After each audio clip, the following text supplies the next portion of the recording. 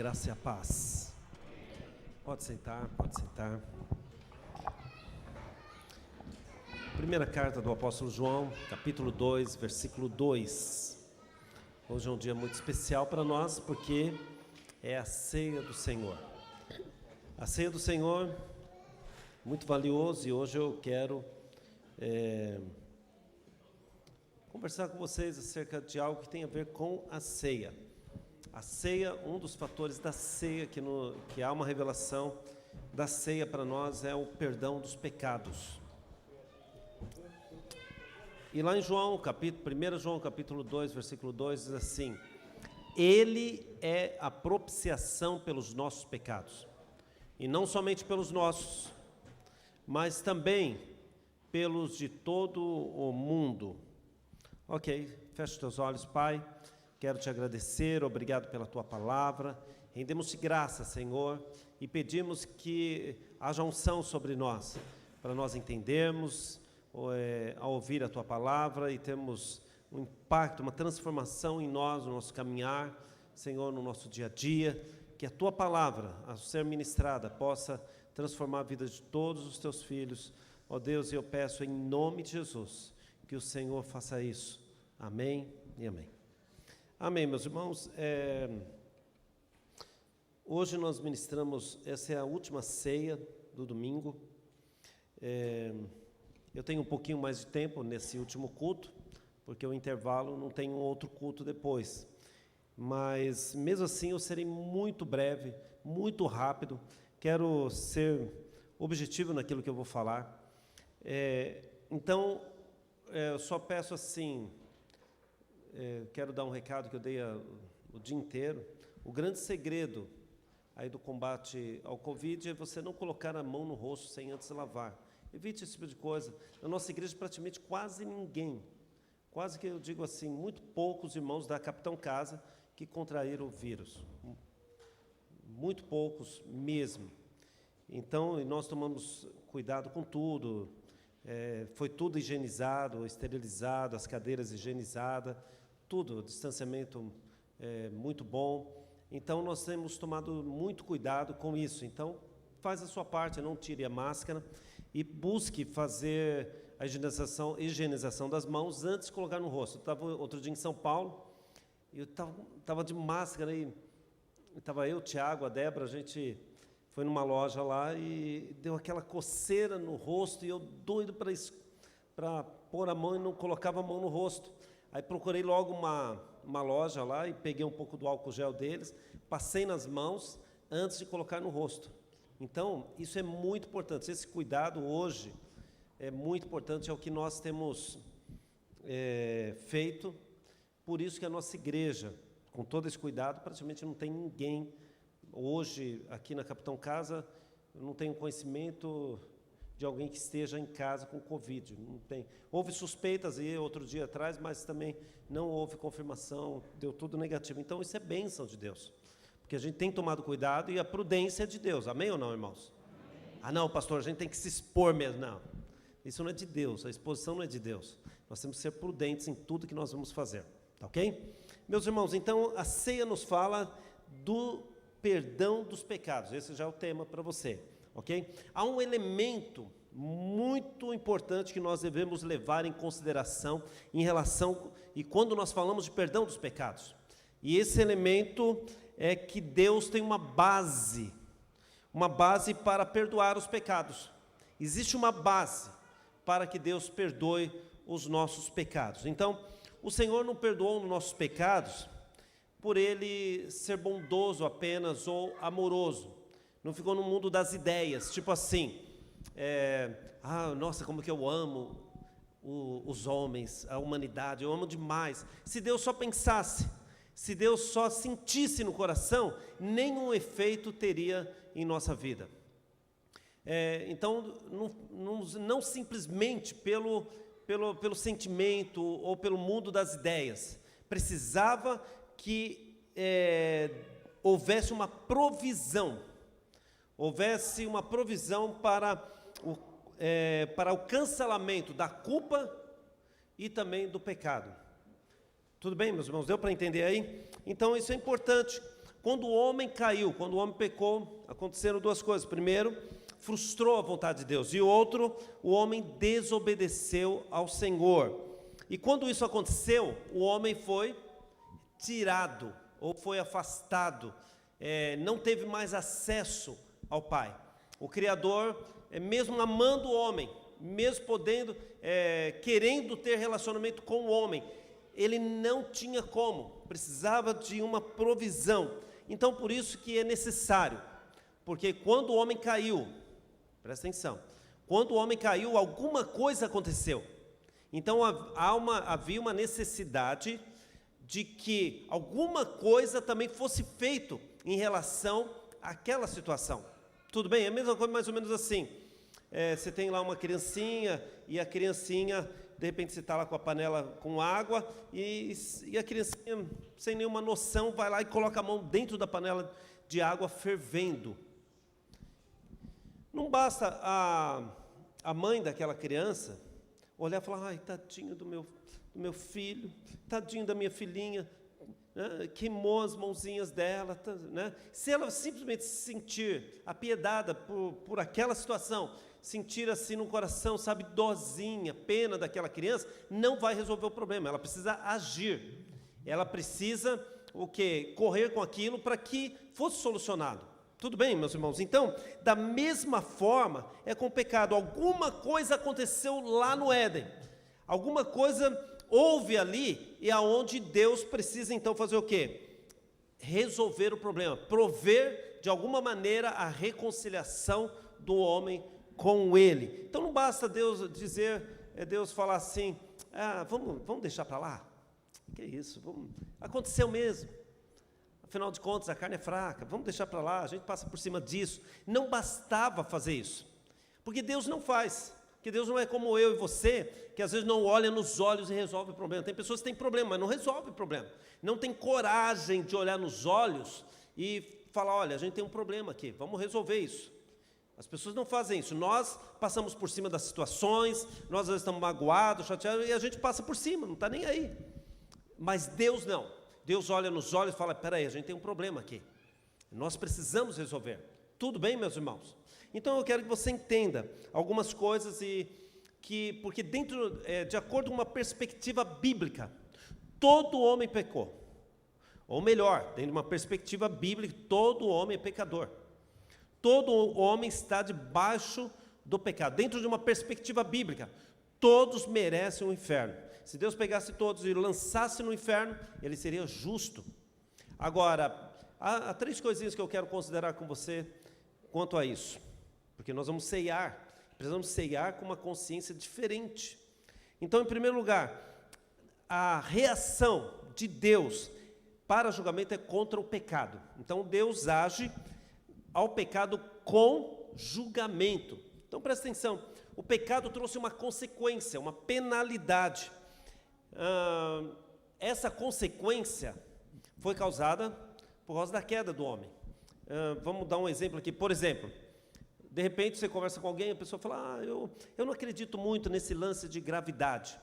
Então ele sobe num prédio, quer ver? Eu vou te provar. Aí ele sobe no prédio, no segundo andar, numa janela lá no segundo andar, e ele salta ou pula lá de cima. O que vai acontecer com ele? Vai se esborrachar no chão, vai quebrar muitos ossos, vai ter muitas fraturas. Isso é a consequência dele ter se lançado do segundo andar, da janela do segundo andar abaixo. As questões relacionadas ao pecado não são diferentes, existe uma consequência, e Deus trata julgando dessa forma o pecado. Então, Romanos capítulo 6, versículo 23, diz assim, que o salário do pecado, ou melhor, a consequência do pecado, o que é? A morte, é a consequência do pecado. Deus trata com severidade, meus irmãos. Então, Deus se ira, a ira de Deus é contra o pecado, não é contra o homem. Quero que você entenda, Deus ama o pecador, Deus ama o homem, mas Ele trata com julgamento contra o pecado, e a ira dele se volta contra o pecado. Só que tem um detalhe: quem estiver debaixo do pecado, recebe a ira. Os irmãos entenderam? O que o homem recebe é o que Deus trata contra o pecado. Por ele estar debaixo do pecado, a ira de Deus vem sobre ele. Os irmãos entendem isso? Ok, então. Então é importante você compreender, eu não tenho muito tempo para explicar muita coisa. Mas segundo lugar, então, dentro de uma perspectiva bíblica, Deus trata com o pecado. Ele ama o homem, ama o pecador, mas ele trata com o pecado. Aquele que estiver debaixo dessa cobertura do pecado será tratado da mesma forma. Por isso que a ira de Deus está sobre a humanidade, por isso que a ira de Deus está sobre a terra, por causa do pecado. Tudo bem? Segundo lugar, mas olha que interessante, a maravilha do Evangelho. Qual é a maravilha do Evangelho? É que essa penalidade, essa consequência, essa ira de Deus, ela é tirada de nós e é transferida sobre Jesus. Jesus levou sobre si.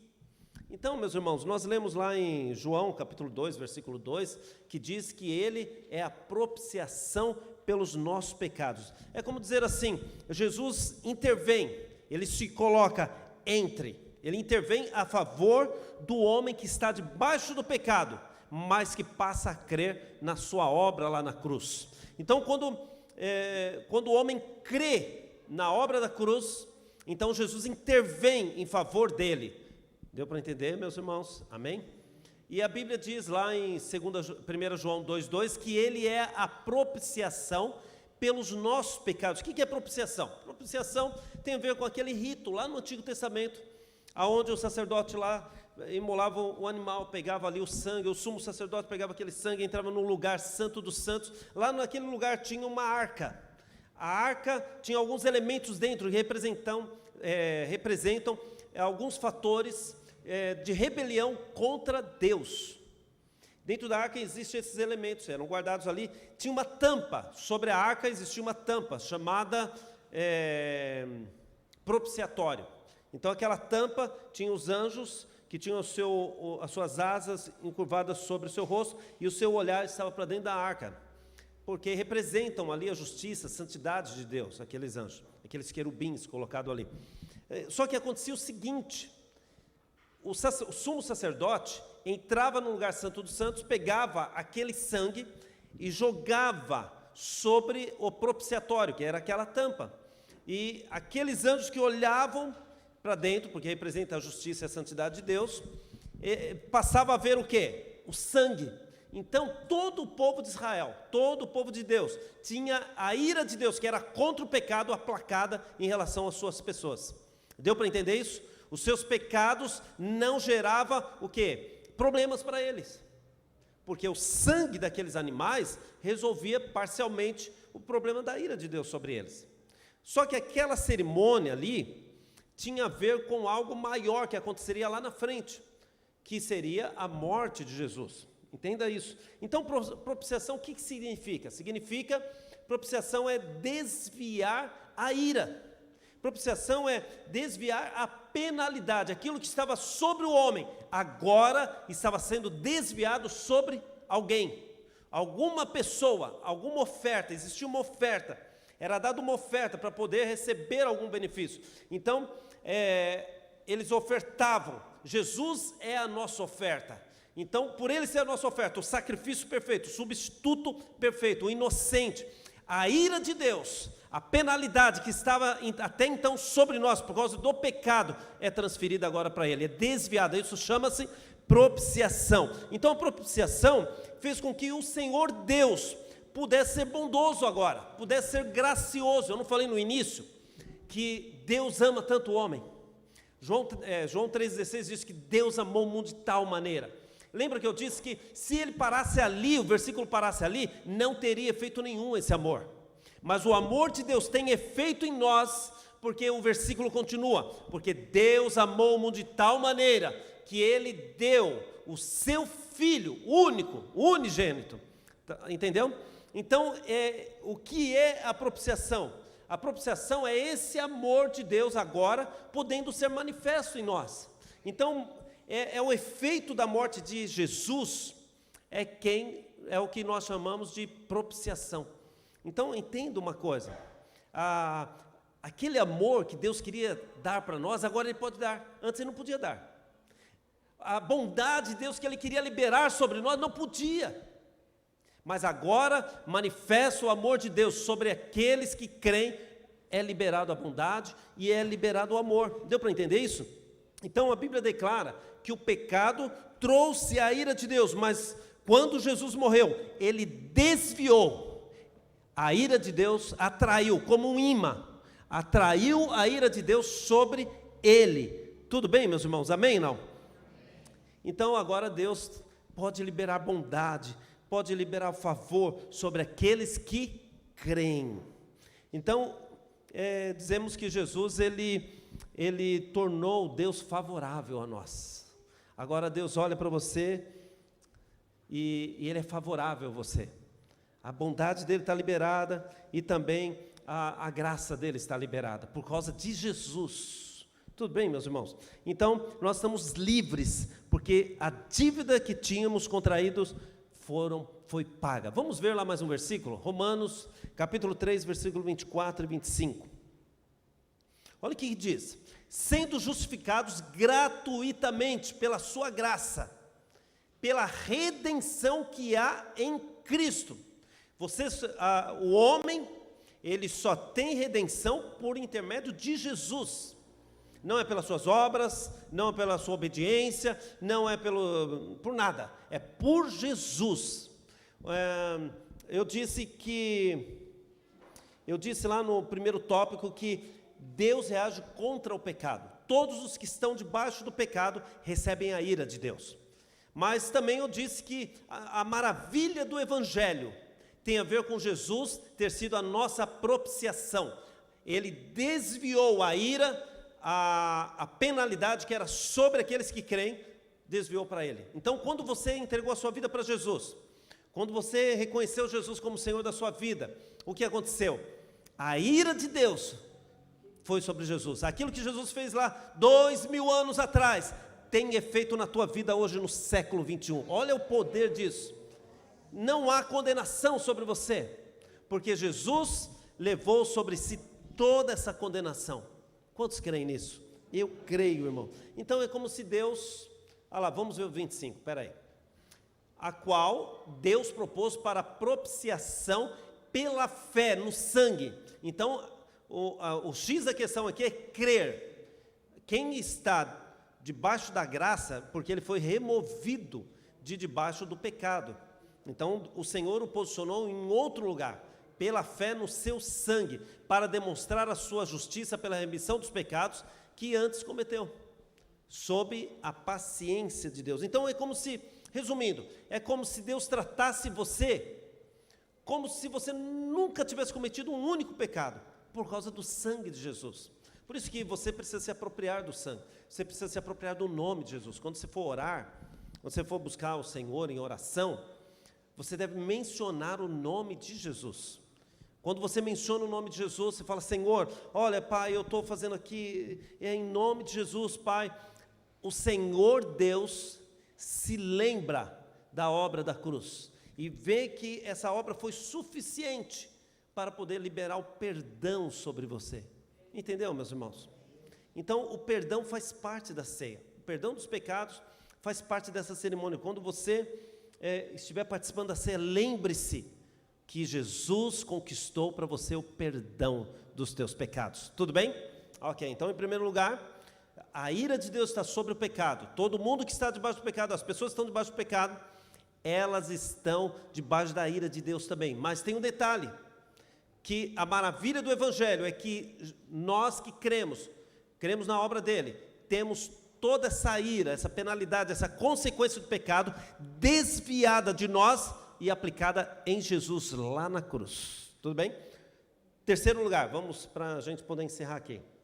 Terceiro lugar, o perdão é concedido pela fé naquilo que Jesus fez e não naquilo que nós fazemos. Quando nós cremos, entregamos a nossa vida para Ele, admitimos que pecamos. E não só isso, então passamos a confessar a Ele toda a nossa culpa. Então, como é que funciona isso? Você crê, você é perdoado e você confessa. Um dia levaram você lá para o encontro, ou talvez você ouviu falar de Jesus, e por você ter ouvido falar de Jesus, ou você ter ido no encontro, o encontro revelou para você a obra da cruz, você creu. Eu creio nisso. Eu creio nisso que o Senhor fez. Isso chama-se fé. Você creu na obra da cruz. Quando você crê, do teu pecado você é libertado. O Senhor retira você de lá. Você não está mais debaixo, há um perdão liberado de Deus por causa da obra de Jesus, porque você crê na obra de Jesus. Deus olha para você através da obra de Jesus na cruz, através do sacrifício perfeito dele, através do sangue dele, ele olha para você, então ele libera o quê? O perdão. Depois que você tem o perdão, então agora você passa a fazer o quê? Confessar.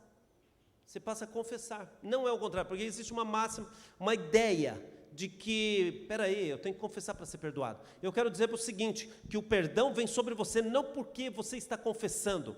O perdão vem sobre você porque Jesus morreu na cruz e derramou seu sangue por nós. É por causa disso que você recebe perdão. Não é porque você faz alguma coisa. Não é porque você vai lá, confessa, Senhor, sabe, olha, eu fiz um negócio aqui, e o Senhor olha para você e fala, ele merece ser perdoado. Não, você recebe perdão porque Jesus morreu na cruz por você. Você pode dizer amém? Então o perdão não é por causa da confissão, mas a confissão vem por causa da fé, e o perdão acontece porque Jesus morreu por aqueles que têm fé nele, tá ok? Então quando você entregou a sua vida para Jesus, você recebe aquilo que Jesus conquistou na cruz, que é o perdão. Quantos entenderam isso? Eu vou te explicar melhor. Presta atenção. Você entregou a sua vida para Jesus. Então você creu nele. Você acreditou no que nós pregamos para você. Olha, Jesus morreu por você. Jesus morreu por você na cruz, para perdoar você dos pecados, para libertar você do pecado, para remover você de debaixo dessa ira, para você poder ter o perdão. E você crê nisso. A partir desse momento, você recebe perdão. Só que agora você é crente. Então você, de repente, dá uma escorregada aqui. Aí você fala, ai Senhor, me perdoa. Aí o Senhor vai responder o que para você? Você já está perdoado. Aí você escorrega lá do outro lado. Ai Senhor, me perdoa. O que o Senhor vai responder para você? Você já está perdoado. Então peraí, então por que eu tenho que confessar se eu já estou perdoado? Porque confissão tem a ver com santificação. Você recebeu a salvação, você recebeu o perdão, então a partir de agora você não quer mais saber do pecado. Você quer distância do pecado. Por isso que toda vez que você dá uma escorregada, tem um pensamento maligno, faz alguma coisa, você fala, Senhor, eu não quero isso para mim. Eu quero distância disso. Eu não quero, me perdoa, Senhor, eu fiz alguma coisa aqui que eu sei que não é condizente à minha fé. E o Senhor fala, você está perdoado. Por quê? Porque quem experimenta do perdão quer distância do pecado. Então a confissão se torna algo para tua santificação. Tem a ver com o teu relacionamento com Deus, e você, então por ter recebido já o perdão, você passa a confessar, não é o contrário, porque a ideia é que se você confessar, você vai ter perdão. Se você não confessar, você não vai ter perdão. Então onde entra Jesus? Jesus morreu na cruz e liberou o perdão para todos aqueles que creem na sua obra. Deu para entender isso? Agora, a partir desse momento, por eu já ser crente, servo do Senhor, o que eu faço? Eu confesso. Amém ou não? Amém, irmãos? Fica de pé em nome de Jesus. Deixa eu falar outra coisa para você. Você está entendendo? Existe uma outra coisa, um outro detalhe, que eu quero mencionar para vocês. A Bíblia diz, maldito todo aquele que for pregado lá na cruz. Jesus, a Bíblia diz, nos revela, que ele foi feito maldição em nosso lugar. Pecado tem a ver com maldição. Então toda pessoa que não entregou a sua vida para Jesus, ele está debaixo de maldição. O pecado é maldição. Ele levou sobre si a nossa maldição. Nós celebramos justamente a ceia porque o Senhor nos livrou de toda maldição. Quer dizer, eu não estou mais debaixo de maldição. Você não está mais debaixo da maldição, de nenhuma maldição. Mas é inacreditável que às vezes conversamos com pessoas e elas acreditam muito que ela já traz consigo maldição da família. Então, o avô era assim, o pai também, ela também acha que ela é. Ela vai ter que prosseguir com isso. Na minha família, nunca ninguém deu certo no casamento. Então, ela acha que ela nunca vai dar certo no casamento. Porque ela entende que isso é de família. É uma maldição. Então, ela entende que isso traz, consequências também na vida dela. Então, ela passa a ter uma vida que ela acredita debaixo de palavras de maldição que lançaram sobre ela. Então, ela entende que essas coisas familiares, pessoas que lançaram maldição sobre ela, lançaram palavras, humilharam ela, aquilo ela traz consigo. Sofreu bullying, ela traz consigo. Mas deixa eu te falar uma coisa, pensa comigo. Se Jesus, a sua morte, lá na cruz, teve poder de nos remover, você que é crente, nos remover debaixo da maior maldição que o homem possa ter, que é o pecado, que era impagável, não tinha preço, irmão. Não tinha ninguém que pudesse morrer em nosso lugar para nos salvar, mas Jesus fez isso. Se a morte de Jesus nos tirou debaixo da maior maldição, você acha que o sangue de Jesus, a obra dele, não tem poder de nos tirar desse tipo de maldição periférica, que é uma maldição familiar, de palavras que pessoas lançaram sobre você, e que você aceitou isso? Você acha que o sangue de Jesus não tem poder para te libertar desse tipo de maldição? Deixa eu te falar, a história da tua família acabou em você. A maldição que vieram lançando sobre a tua casa acabou em você. A partir de hoje, você lança uma nova história sobre a tua vida. Começa algo novo no Senhor. Aquilo que fizeram lá atrás foi com eles, não é com você. Você está em Cristo Jesus. Você antes estava cerrado, segundo o apóstolo Paulo diz aos Romanos capítulo 3, que fala da universalidade do pecado, mas também ali explica muito bem acerca da maldição que nós fomos tirados dela. Então, você antes estava debaixo de uma maldição eterna, pesada, cruel, que você ia passar a eternidade existindo, mas não tendo vida. Então, Jesus vai lá, morre por você, retira você de debaixo dessa cobertura pecaminosa, de maldição. Aí você, crente, servo de Deus, vivendo uma vida o quê? Debaixo de escravidão de palavras, de pessoas que lançaram, que humilharam, que falaram de você, que lançaram coisas sobre a tua vida, e você vive aquilo, porque os teus antepassados, de vidas de pessoas que não tem nada a ver com você hoje, de pessoas que tiveram uma história deles, talvez debaixo de maldição, mas quando chegou em você, meus irmãos, a cruz de Cristo, a morte de Jesus, que removeu você de debaixo da ira de Deus, ela tem poder também de mudar a tua história. A partir de agora, a tua história é outra. Deu para entender? Você tem uma nova história em Cristo Jesus. Você precisa aceitar isso. Você é servo de Deus. Você não deve viver, mas sabe, pastor, me maltrataram tanto, mas eu tenho marcas em mim. Você não tem marcas coisíssima nenhuma, foi tudo cravado na cruz. Isso é história do inferno contra a tua vida, é história de demônios contra a tua vida, que quer te escravizar. O Senhor levou sobre si toda a maldição, para que você e eu pudéssemos estar livres. Não queira se colocar debaixo desse jugo, não queira se colocar debaixo dessa maldição de novo. Você está livre. Todo dia você tem que falar isso. Você sabe que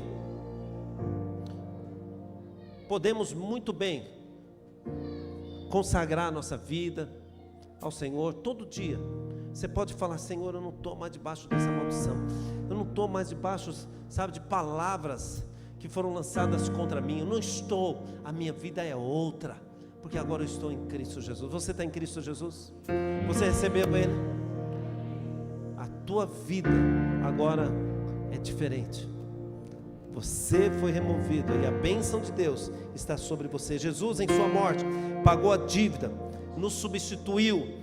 Ele levou sobre si toda a maldição, desviou a ira e a penalidade que estava sobre você. Hoje você está livre. Por isso você precisa participar da ceia agora, sabe, com muita celebração, com muita alegria. Porque afinal de contas, irmão, você está perdido por toda a eternidade. O seu destino era o inferno e Jesus te tirou de lá. Não é motivo de nós celebrarmos a morte dele. Por isso que o autor de Coríntios, o apóstolo Paulo, diz o quê? Que nós devemos lembrar. Na igreja primitiva, eles celebravam a ceia toda vez que eles se encontravam. Toda vez que eles se reuniam, eles celebravam a ceia. Mas nós não. Nós fazemos isso uma vez por mês só. Então por isso precisa valorizar muito isso. Não dá para faltar na ceia. Não dá para de repente virar as costas para a ceia, é mais um culto. A ceia é a celebração da morte de Jesus. A morte de Jesus que nos removeu de debaixo da maldição do pecado. Deu para entender isso? Então hoje você vai participar da ceia. Participe com muita alegria no coração. Ah, pastor, eu estou com tanto problema. Que problema, irmão? Ah, eu tenho tantas marcas. Que marcas? Sabe, eu tenho tanto peso. Que peso? Você não tem mais nada sobre você.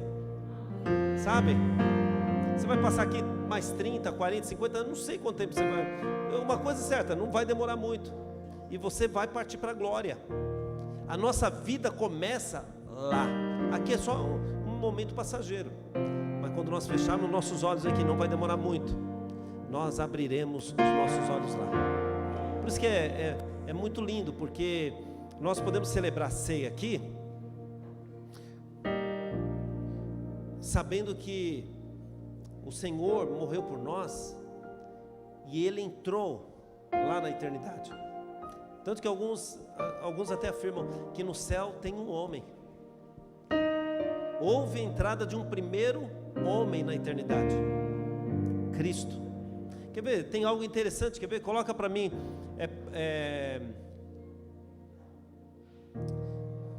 onde que é? Coloca lá para mim, que eu esqueci. João 3,16. Ah lá, não, 3,16, irmão. Não adianta as coisas não. Olha lá, porque Deus amou o mundo de tal maneira que deu seu filho o quê?